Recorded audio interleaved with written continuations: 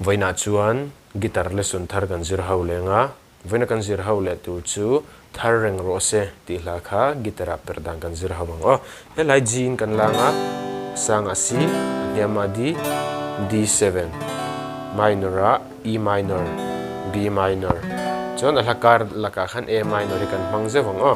chuan he hla hi kepoi 4th fret a karon vua dona a hlamila karon play dona wangin a hla kha chu B in a lao heta chuan he kan stramang down down down up top po han kan ti chuak theya akar laka kan cheinan down down up down up down down down up ti khan kan ti thei bok kadi kalung lo ti kimzela down up down kan run chu nganu thai mi chan thengino di hlui len hlui ngai bang to ti khan kan stramang alanen karam play lenga luk da vinin lo ngai thale don ne